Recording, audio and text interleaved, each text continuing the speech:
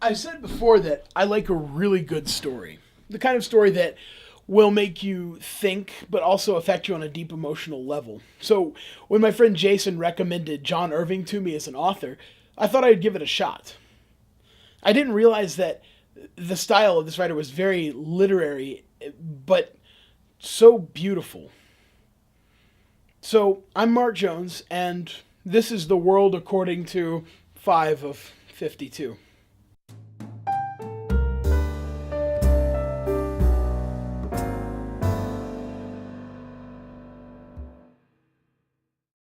The World According to Garp by John Irving chronicles the life, death, and family of T.S. Garp.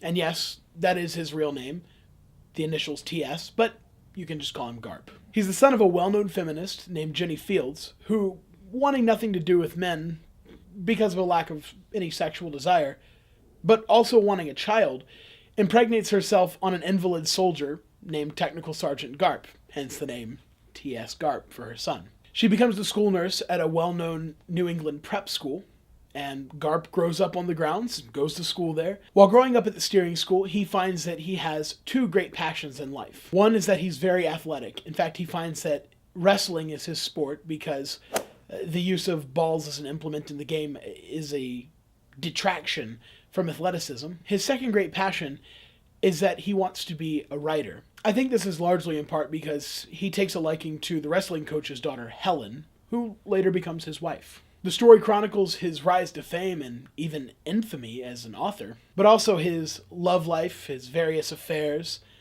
the tragedies that befall him, and his great joys and triumphs in life. Now, I don't want to give too much away about the plot because it's a really good story and I really encourage you to read it. It uses a lot of literary devices that would spoil the story if I told you right now, but it makes use of irony and foreshadowing in a way that just makes the story that much more heart-wrenching at tragedies and that much more uplifting when he has a good time in his life. What I will tell you is this. Even though the book spans his entire life and does so in 437 pages, it never once feels rushed. Over the several days that I spent reading this book, I felt that I was growing up with T.S. Garp. It was written in such a way that I felt this character was somebody I knew for many years. The character development in this book is glorious. That's the only word I can use to describe it. I thoroughly enjoyed The World According to Garp. I highly recommend it. I don't recommend it for kids. It's not very family friendly. It deals a lot with sex and death, just as general topics, but as very specific topics as well. Now, if this is a book you've read before, please leave a comment down below. You can also leave a video response. I'd really like to see some discussion on this book if you've read it. As always, you can follow me on Twitter at MarkJonesAudio. The co-director and director of photography for this episode was, as always, Will Driskill. And you can follow him on Twitter. It's at Pen and Pensive. There he is again. You can also check out Will's YouTube channel. Here's a link.